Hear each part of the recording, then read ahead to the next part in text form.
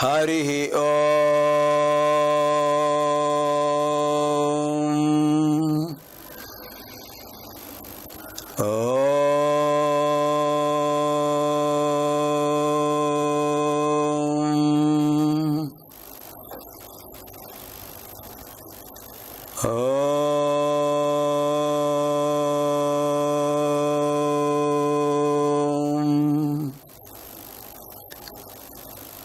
శ్రీ గురుభ్యో నమః. ఓం గణానాం త్వా గణపతిగుం హవామహే కవిం కవీనాముపమశ్రవస్తమం జ్యేష్ఠరాజం బ్రహ్మణాం బ్రహ్మణస్పత ఆనశృణ్వన్నోతిభిः సేదసాదనం ప్రణో దేవీ సరస్వతి వాజేభిర్వాజినీవతి ధీనామవిత్రియవతు. ఓం శ్రీ మహాగణాధిపతయే నమః. ఓం శ్రీ మహాసరస్వత్యై నమః. ఓం శ్రీ గురుభ్యో నమః. హరి ఓం.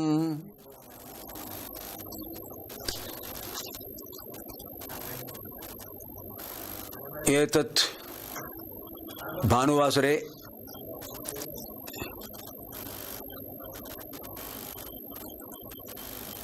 ఏకాదశ ప్రాతః ఏకాదశవాదనాత్ సార్ధ ఏకాదశవాదనపర్యంతం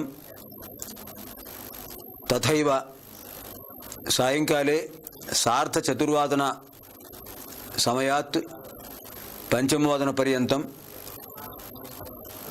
భారతీయ సంస్కృతేః అంతర్భాగः ఋగ్వేద అధ్యయన కార్యక్రమः ఓం ప్రసార మాధ్యమద్వారా ప్రసారీకృతో భవతి. ఏతత్ కార్యక్రమాయ సర్వేభ్యः సందర్శక మహాశయేభ్యः తథైవ సంస్కృత భాషా జిజ్ఞాసుభ్యశ్చ స్వాగతం. ఓం ప్రసార మాధ్యమం ద్వారా ఈ ఆదివారం ప్రసారమవుతున్నటువంటి భారతీయ సంస్కృతిలో అంతర్భాగమైన ఋగ్వేద అధ్యయన కార్యక్రమంలో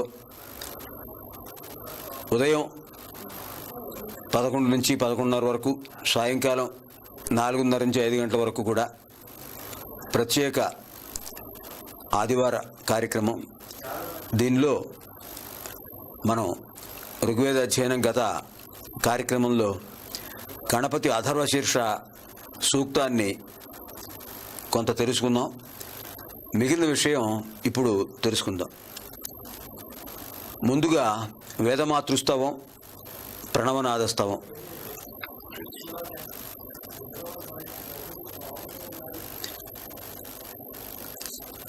వేదత్రయీ శక్తిత్రయీ వేదమాత, శక్తిత్రయీ వేదమాత సర్వదైవస్వరూపిణి, సత్యధర్మస్వరూపా చ పాతు నః సర్వదా శుభా. ఓంకారం బిందు సంయుక్తం నిత్యం ధ్యాయంతి యోగినః, కామదం మోక్షదం చైవ ఓంకారాయ నమో నమః. భగవద్గీత విజ్ఞాన సర్వస్వం. ఆ భగవద్గీతలో ఒక విశేషమైనటువంటి గీత ఉంది. గీత అంటే వాక్కు. భగవంతుని ముఖపద్మం నుండి వచ్చినటువంటి గీత కనుక యా స్వయం పద్మనాభస్య ముఖపద్మాత్ వినిసృత, స్వయంగా ఆయన నోటి నుండి వచ్చినటువంటి వాక్కు గీత. ఓంకారం గురించి, ఆ ఓంకార విశేషమైనటువంటి ఓంకార తత్వాన్ని గురించి ఆయన చెప్పారు. విభూతి యోగంలో మహర్షీణాం భృగురహం గిరామస్మ్యేకమక్షరం,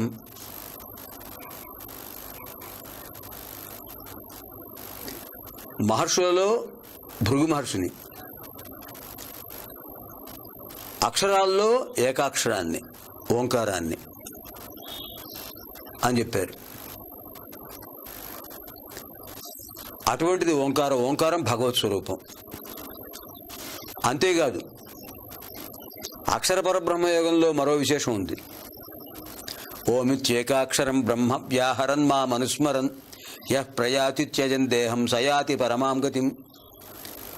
ఇది ఓంకారతత్వం. ఓమిత్యేకాక్షరం బ్రహ్మ. ఓం అనేదే పరబ్రహ్మతత్వం.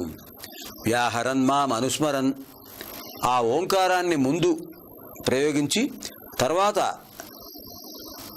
నన్ను ధ్యానించేవాడు, ధ్యానిస్తూ యః ప్రయాతి త్యజన్ దేహం, ఎవరైతే ఈ పాంచభౌతిక దేహాన్ని విడిచిపెడతారో, సయాతి పరమాం గతిం, వాడు సర్వశ్రేష్టమైనటువంటి ఉత్తమ మార్గాన్ని పొందుతాడు, మోక్షాన్ని పొందుతాడు. అంటే ఎవరైతే ఈ బీజాక్షరాన్ని, ఓంకారాన్ని ధ్యానం చేస్తూ శరీరాన్ని విడిచిపెడతారో వాళ్లకు మరో జన్మ ఉండదు. ఎంత గొప్ప విషయం చూడండి. అదే కదా శంకర భగవత్పాదుల వారు మనకిచ్చిన సందేశం. అనాయాసేన మరణం వినా దైన్యేన జీవనం దేహాంతే తవ సాయుజ్యం దేహి మే పార్వతీ ప్రభో. శంకర భగవత్పాదుల వారు మన కోసం చెప్పిన ఆ విషయం అది. అనాయాసేన మరణం, ఎటువంటి ఆయాసం లేకుండా, ఎటువంటి బాధ లేకుండా సునాయాసంగా ప్రాణోత్క్రమణ చేసే పరిస్థితిని అనుగ్రహించమని పరమేశ్వరుని చెప్పి ఆవిడ వేడాడు. ఆయన వేడుతున్నాడు ఆయన మన కోసం. ఆ సమయంలో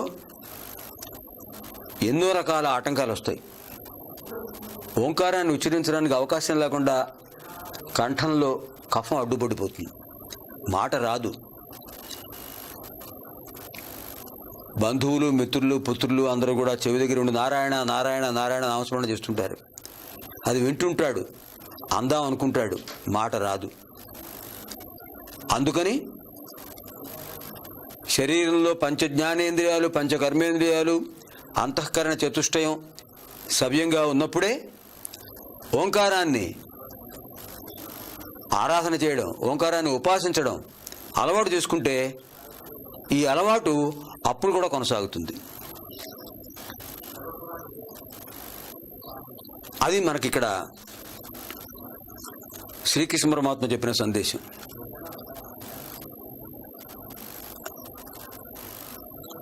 ఓమితి ఏకాక్షరం బ్రహ్మ. బ్రహ్మతత్వమైనటువంటి ఆ ఏకాక్షరాన్ని, ఓమనే బీజాక్షరాన్ని వ్యాహరన్ మా మనుస్మరన్. వ్యాహృతి అంటే మంత్రం. దాన్ని మంత్రంగా జపిస్తూ, మంత్రంగా ధ్యానిస్తూ, మా మనుస్మరన్ నన్ను స్మరిస్తూ. అంటే ఏమిటి? ఓం నమో భగవతే వాసుదేవాయ, ఓం నమో నారాయణాయ, ఓం శ్రీ సాయిరామాయ, ఓం శ్రీమాత్రే నమః. ఇలా ఆ భగవన్నామస్మరణ ఓంకారపూర్వకంగా చేయాలి. అప్పుడు మంత్రశక్తి వస్తుంది దానికి. అలా స్మరిస్తూ యః ప్రయాతి త్యజన్ దేహం, ఎవరైతే ఈ దేహాన్ని విడిచి ఈ జీవాత్మ పంపించేస్తారో, జీవాత్మ ఏ శరీరం చాలా ఆ వ్యాహృతితో వెళ్ళిపోతుందో, సయాతి పరమాం గతిం, సహా ఆ వ్యక్తి, ఆ జీవాత్మ పరమాం గతిం యాతి, పరమమైన మార్గం పొందుతాడు. పరమమైన మార్గం అంటే జనన మరణ పరిస్థితి రానిది, జనన మరణాలు లేనటువంటిది, కైవల్యం అటువంటిది. అందుకనే శంకర భగవత్పాదుల వారు చెప్పింది కూడా అదే. అనాయాసైన మరణం, ఎటువంటి ఆయాసం, ఎటువంటి కష్టం లేకుండా, తను బాధపడకుండా, తన చుట్టూ ఉన్న వాళ్ళని బాధ పెట్టకుండా సునాయాసంగా వెళ్ళిపోవాలి. ఎంత సునాయాసంగా అంటే, నాయనా నాకు సమయం అయిపోయింది, నేను వెళ్ళొస్తాను అని రామకృష్ణ పరమహంస వివేకానంద స్వామికి చెప్పినట్లుగా, వివేకానంద స్వామి తన శిష్యులకు చెప్పినట్లుగా, రమణ మహర్షుల వారు తన శిష్యులకు చెప్పినట్లుగా, ఇలా మహానుభావులు వాళ్ళ యొక్క అంతిమ స్థితిని గ్రహించి, నాయన క్షేమంగా ఉండండి, మీ ధర్మాన్ని మీరు నిర్వర్తించండి, ఎప్పుడూ నేను మీకు అందుబాటులో ఉంటాను, మీరు స్మరిస్తే నేను పలుకుతాను అని భగవాన్ బాబావారు చెప్పినట్టుగా అదేనమాట. అలా సునాయాసంగా అనాయాసంగా వెళ్ళిపోతుంది ఆ జీవాత్మ. పరమాత్మ అయిపోతుంది, అది జీవాత్మ పరమాత్మలో కలిసిపోతుంది. వినా దైన్యైన జీవనం, బ్రతికి ఉండగా ఎవరి దగ్గర చేయి దాచి అయ్యా సహాయం చేయండి, మీ సహాయం లేకపోతే బతకలేననే స్థితి రాకూడదు. అది దీనత్వం రాకూడదు, దైన్యం లేని జీవితం కావాలి, ఆయాసము లేని మరణం కావాలి. ఇక మూడోది ఏంటి? దేహాంతే తవ సాయుధ్యం. ఈ పాంచభౌతిక దేహాన్ని విడిచిపెట్టిన తర్వాత నీలో ఐక్యమైపోవాలి. సాయుధ్యం ఇక్కడ ఇంతకుముందు ఒకసారి మనం చెప్పుకున్నాం. మోక్షం 4 రకాలు: సాలోక్యం, సారూప్యం, సామీప్యం, సారూప్యం, సాయుధ్యం. సాలోక్యం అంటే ఆ లోకంలో ఉండటం,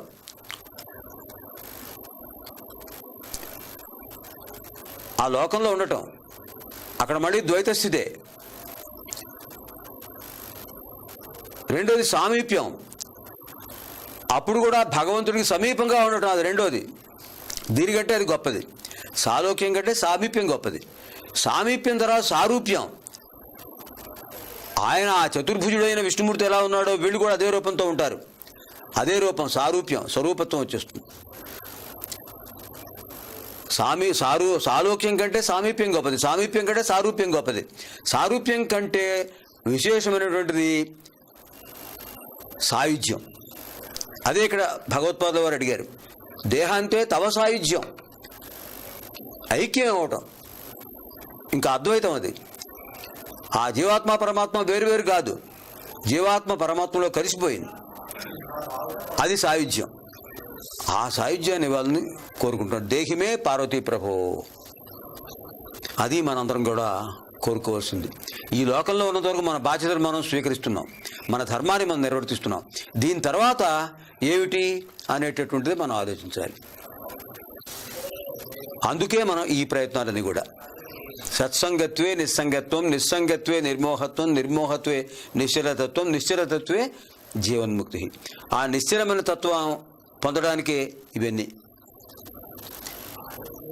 ఓం అథ పురుషోఖ వై నారాయణో కామయత ప్రజా సృజేయేతి, నారాయణాత్ ప్రాణో జాయతే, మనస్సర్వేంద్రియాణి చ ఖం వాయుర్జ్యోతిరాపః పృథివీ విశ్వస్య ధారిణి, నారాయణాద్ బ్రహ్మ జాయతే, నారాయణాద్ రుద్రో జాయతే, నారాయణాద్ ఇంద్రో జాయతే, నారాయణాద్ ద్వాదశాదిత్యా రుద్రావసవ సర్వాణి చ ఛందాగుంసి,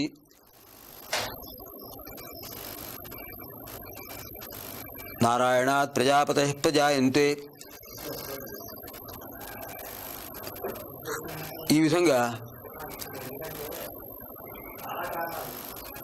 ఇది ఋగ్వేద సూక్తం. ఈ ఋగ్వేద సూక్తం ఒకసారి ధ్యానించిన తర్వాత మనం దీంట్లోకి ప్రవేశిద్దాం.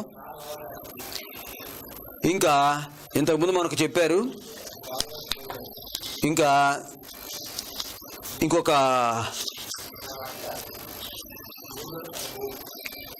ఈ మంత్రంలో ఏం చెప్పారంటే, ఆ స్వామి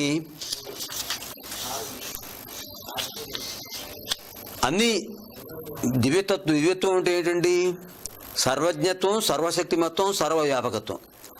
ఆ మూడు ఉన్నటువంటిదే దివ్యత్వం. త్వం గుణత్రయాతీతః, త్వం అవస్థాత్రయాతీతః, త్వం దేహత్రయాతీతః, త్వం కాలత్రయాతీతః, త్వం మూలాధారస్థితోసి నిత్యం, త్వం శక్తిత్రయాత్మకః, త్వాం యోగినోధ్యాయంతి నిత్యం, త్వం బ్రహ్మాత్వం బ్రహ్మత్వం విష్ణుస్త్వం రుద్రస్త్వం ఇంద్రస్త్వం అగ్నిస్త్వం వాయుస్త్వం సూర్యస్త్వం చంద్రమాస్త్వం బ్రహ్మభూర్భువస్వరో. ఈ విధంగా గుణత్రయం ఆయనే. 7 గుణత్రయం, సత్వ రజస్తమో గుణాలు. అవస్థాత్రయం 3: బాల్యావస్థ, యౌవనావస్థ, వృద్ధాప్యావస్థ, బాల్య కౌమార యౌవనాలు. దేహత్రయం: స్థూల శరీరం, సూక్ష్మ శరీరం, కారణ శరీరం, 3 ఆయనే. కాలత్రయాతీత: భూత భవిష్యత్ వర్తమానాలు. మూలాధారస్థిత: మూలాధార చక్రానికి ఆ శక్తి కేంద్రానికి అధిపతి గణపతి. శక్తిత్రయాత్మక: ఇచ్ఛాశక్తి, జ్ఞానశక్తి, క్రియాశక్తి స్వరూపుడు. త్వం యోగినో ధ్యాయంతి నిత్యం, యోగులు నిన్ను ఆ విధంగా ధ్యానిస్తూ ఉంటారు. త్వం బ్రహ్మత్వం, విష్ణుత్వం, రుద్రస్త్వం, ఇంద్రస్త్వం, అగ్నిస్త్వం, వాయుస్త్వం, సూర్యస్త్వం, చంద్రవాహస్త్వం, బ్రహ్మభూర్భు స్వరో స్వరో, సమస్త దేవతలు నీవే. ఈ విధంగా అథర్వ మహర్షి విఘ్నేశ్వరుని స్తుతించాడు. తర్వాత మనకి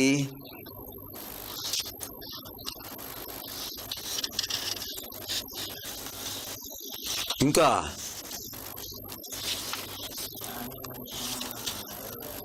4 మంత్రాలు ఉన్నాయి.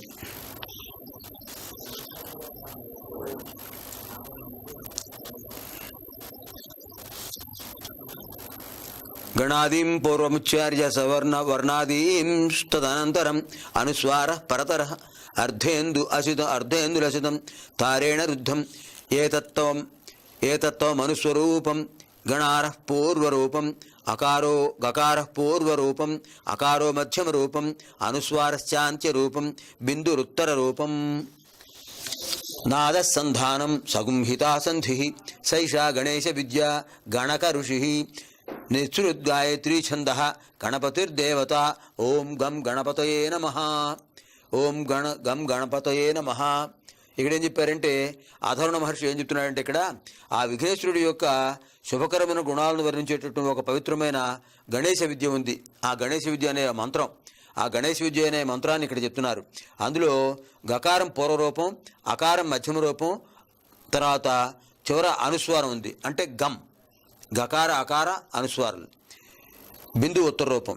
దీనికి ప్రణవ మంత్రం చేర్చి ఓం గం గణపతయే నమః అని చెప్పాలి. అటువంటిది ఈ గణేశ మంత్రం. ఏకదంతాయ విద్మహే వక్రతుండాయ ధీమహి తన్నో దంతి ప్రచోదయాత్. ఏకదంతాయ విద్మహే, ఏకదంతుడు ఆయన. మరో దంతం ఏం చేశాడండి? అనింజుడనే రాక్షసుని సంహరించడానికి అనింజుడు రకరకాల రూపాలు ధరించి వెళ్ళిపోతున్నాడు. ఆ రాక్షసుడు వాడిని పట్టుకోవడానికి విఘ్నేశ్వరుడు విడుతున్నాడు. చివరికి ఆయన ఏం చేశాడు? ఒక దంతాన్ని పెరికి విసిరేశాడు. ఆ దంతం వాడిని వెంటాడింది. చివరికి వాడు మరో అవకాశం లేక ఒక మూషిక రూపంలో వెళ్ళిపోయాడు కలుగులోకి. అప్పటికీ అది ఆగలేదు. ఆ దంతం వాడిని వెంటాడుతూనే ఉంది. అది ఎంత సూక్ష్మ రూపంలో ఉంటో ఇది కూడా అంత సూక్ష్మ రూపంలో ఉంది. చివరికి మళ్ళీ ఆయన శరణ పెడితే అభయం ఇచ్చాడు. వాహనం అయింది ఆ ఎలుక, మూషిక వాహనుడయ్యాడు. ఆ ఏకదంతం ఆ స్వరూపం అతనికి అభయం ఇచ్చింది కనుక ఇప్పుడు ఏకదంతుడు ఆయన. ఏకదంతాయ విద్మహే, ఆయన ఏకదంతుడు అని తెలుసుకోవాలి మనం. ఆ ప్రభు ఏకదంతాయ విద్మహే వక్రతుండాయ ధీమహి, ఆ వక్రతుండ స్వరూపుడు ఆయన.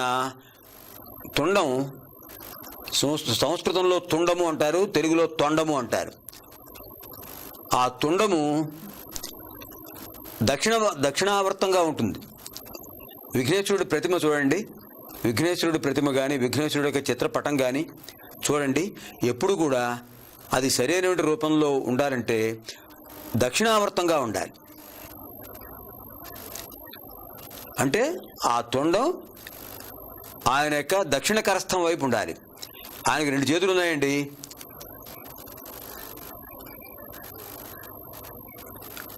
ఒక చేతిలో ఉండ్రాళ్ళు ఉన్నాయి, మరో చేతిలో కూడా ఉండ్రాళ్ళు ఉన్నాయి. కుడివైపు చేతిలో ఉన్న ఉండ్రాళ్ల వైపు ఆ తొండం ఇలా తిరిగి ఉండాలి. అది వక్రతుండం, దక్షిణ వక్రతుండం. అలా వక్రమైనటువంటి తుండ ఆ వక్రతుండాయ ధీమహి, ఆయన మనకు జ్ఞాన సంపదను ప్రసాదించాలి. తన్నో దంతి ప్రచోదయాత్, అటువంటి విఘ్నేశ్వరుడు మనల్ని రక్షించాలి అని ఈ గాయత్రి ఛందస్సులో ఉన్నటువంటి దీన్ని గణేశ గాయత్రి అంటారు. ఈ మంత్రానికి అర్థం ఏకదంతం చతుర్హస్తం పాశమంకుశధారిణం రథం చ వరదం హస్తై బిభ్రాణం మోషకధ్వజం రక్తం లంబోదరం శోర్పకర్ణకం రక్తవాససం రక్తగంధానులిప్తాంగం రక్తపుష్పై సుపూజితం భక్తానుకంపినం దేవం జగత్కారణమచ్యుతం ఆవిర్భూతం చ సృష్ట్యాదౌ ప్రకృతే పురుషాత్పరం ఏవం ధ్యాయతి యోనిత్యం సయోగి యోగినాం పరః. ఇక్కడేం చెప్పాడంటే ఆయన చతుర్భుజుడైన ఆ విఘ్నేశ్వరుడికి స్వరూపాన్ని ఇక్కడ వివరించారు. ఆయన ఏకదంతుడు, చతుర్భుజుడైన గణపతి. ఒక చేతిలో పాశం ఉంది, మరో చేతిలో అంకుశం ఉంది. తర్వాత మిగతా రెండు చేతుల్లో ఉండ్రాళ్ళు ఉన్నాయి. మామూలుగా ఆయన భుజించినప్పుడు ఉండ్రాళ్ళు ఉంటాయి, లేనప్పుడు అభయ ముద్ర వరద ముద్ర ఉంటుంది. అభయముద్ర ఇది, వరద ముద్ర ఇది. ఆ విధంగా వరదాభయహస్త ముద్రలో ఆయన చతుర్భుజాల్లో రెండు ఉంటాయి. ఆ విధంగా అటువంటి మహానుభావుడు ఆ విఘ్నేశ్వరుడు ఎర్రని పూలతో పూజించబడేవాడు. భక్తులపై కరుణామృతం వర్షించేవాడు. అటువంటి గణపతి రూపాన్ని ధ్యానించే వ్యక్తి యోగులలో గొప్పవాడవుతాడని ఈ మంత్రం చెప్పారు. తర్వాత మనం వచ్చే కార్యక్రమంలో ఇంకొక మంత్రం గణపతి సూక్తం ఉంది.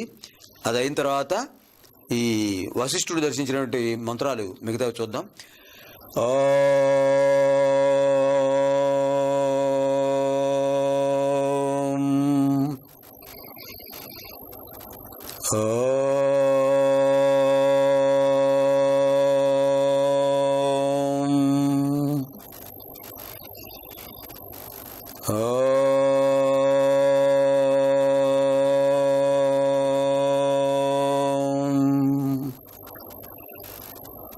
కేయూరాణి భూషయంతి పురుషం హారాన చంద్రోజ్వలాః న స్నానం న విలేపనం న కుసుమం నాలంకృతా మూర్ధజాః వాణ్యేకా సమలంకరోతి పురుషం యా సంస్కృతా ధార్యతే క్షీయంతేఖిలభూషణాని సతతం వాగ్భూషణం భూషణం. సహనావతు సహనౌ భునక్తు సహ వీర్యం కరవావహై తేజస్వినావధీతమస్తు మా విద్విషావహై. ఓం శాంతి శాంతి శాంతి. స్వస్తి.